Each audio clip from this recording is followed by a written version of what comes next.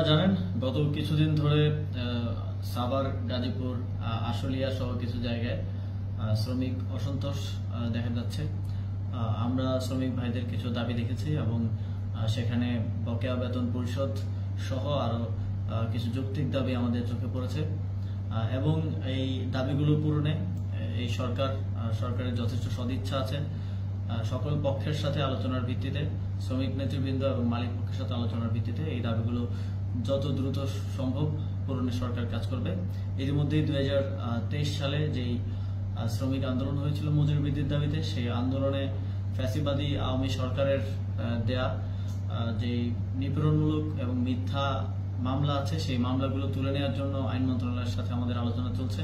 খুব দ্রুত সময়ের মধ্যে সেই মামলাগুলো আমরা তুলে নিতে পারবো বলে আশ্বাস দিচ্ছি।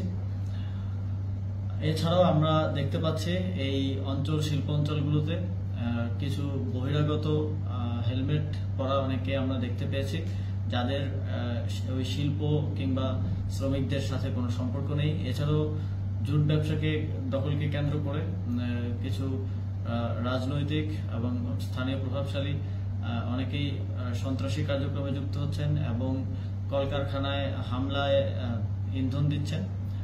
আমরা বিশ্বাস করি যে আমাদের শ্রমিকরা কখনোই তাদের জীবিকার যেই মাধ্যম, যেই কারখানায় কাজ করে তারা জীবিকা অর্জন করে, সেখানে হামলা করবে না। সেখানে বহিরাগতরা হামলা করছে। সরকার তাদের বিষয়ে কঠোর পদক্ষেপ নেবে। যারা এই ধরনের ঘটনা ঘটাচ্ছে, বাংলাদেশের শিল্পাঞ্চলকে অস্থির করে তুলছে, বাংলাদেশের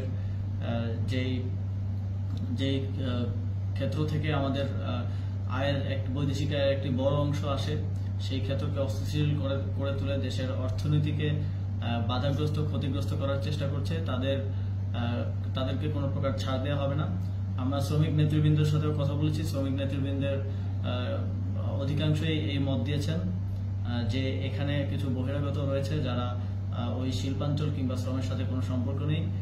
জুট ব্যবসায়ী সহ আরো নানা ধরনের লোকজন এবং কিছু আওয়ামী লীগের কিছু লোকজনের সম্পৃক্ততার কথাও তারা আমাদেরকে বলেছেন। আগামীকাল থেকে সকল কারখানা খোলা রাখার ব্যাপারে সিদ্ধান্ত হয়েছে। শ্রমিক ভাইদের প্রতি আহ্বান থাকবে, আপনারা স্বীয় কর্মক্ষেত্রে ফিরে যাবেন এবং আপনাদের সকল ন্যায্য দাবি মেনে নেওয়ার ব্যাপারে আপনাদের শ্রমিক নেতৃবৃন্দদের সাথে আমাদের আলোচনা চলমান থাকবে। তবে বহিরাগত এবং শ্রমিকদের সাথে কোনো সম্পর্ক নেই, জুট ব্যবসাকে কেন্দ্র করে সেখানে কোনো প্রকার উশৃঙ্খল পরিস্থিতি, হামলা, জ্বালাও পোড়ানোর চেষ্টা করা হলে তাদের ব্যাপারে কঠোর ব্যবস্থা নেওয়া হবে। শ্রমিকদের প্রতি আহ্বান থাকবে, আপনারা এদেশের চালিকা শক্তি, আপনারা আপনাদের যে ন্যায্য দাবিগুলো আছে সেগুলোর পক্ষে ইতিপূর্বেও আমরা ছাত্ররা কাজ করেছি। আমরা ঢাকা বিশ্ববিদ্যালয়ে আপনাদের সকল ন্যায্য দাবির পক্ষে সংহতি জানিয়ে প্রতিবাদ করেছি। এখন যেহেতু আমরা সরকারে আছি এবং শ্রম কর্মসংস্থান মন্ত্রণালয়ের দায়িত্বে আছি, অবশ্যই আপনাদের স্বার্থ রক্ষা করে আমার টপ প্রায়োরিটি হবে। আপনারা আমাদের প্রতি আস্থা রাখুন, আমাদেরকে সময় দিন, আমরা আপনাদের সকল ন্যায্য দাবি পূরণে যথাসাধ্য চেষ্টা করব।